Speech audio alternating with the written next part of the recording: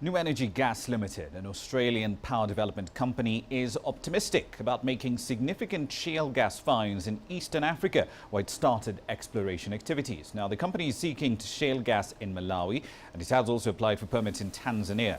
In future, it's looking to expand its exploration to Zambia, Mozambique and other nations in Africa on the eastern seaboard. Now, while there has been quite the boom in shale gas production worldwide in countries like the United States and Australia, just a handful of countries in Africa are working to develop their reserves. South Africa, for example, is estimated to have the world's fifth largest reserves. Morocco, Algeria, Tunisia, Libya and Egypt among the states on the continent with the most shale gas potential.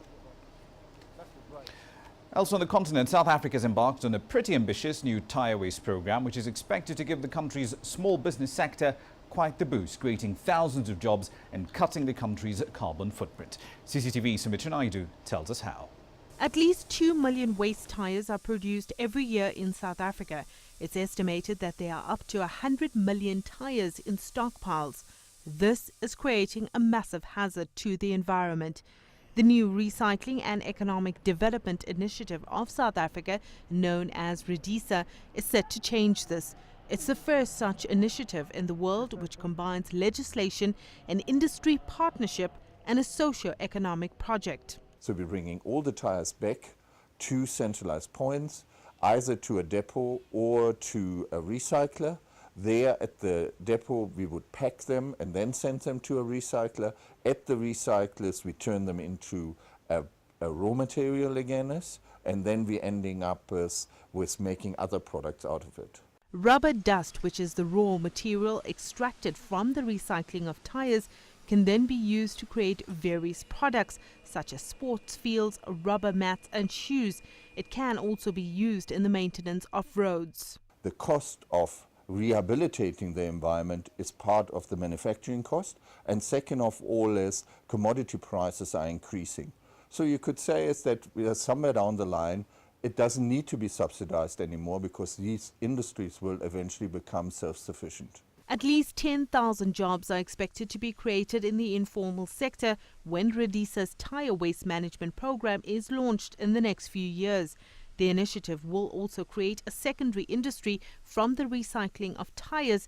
It will include a collection network and also provide opportunities for small businesses. We want to talk to this youth unemployment which we are addressing in South Africa through cooperatives, and we're going to make it a point that in a household where there is nobody working, we take people there, and where they depend on the social grant, we'll be using those people to collect the tyres and send them to the depots. The new industry will be funded by charging manufacturers a levy of R2.30 for each kilogram of tyre produced.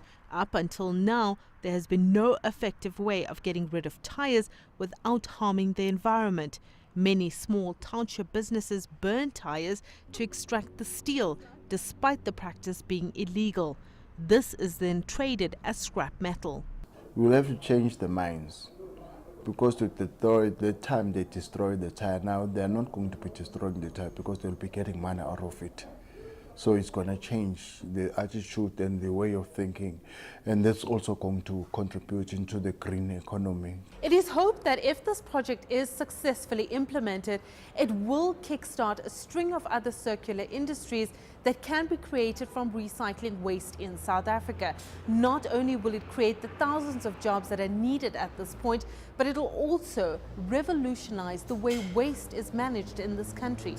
Sumitra Naidu, CCTV, Johannesburg.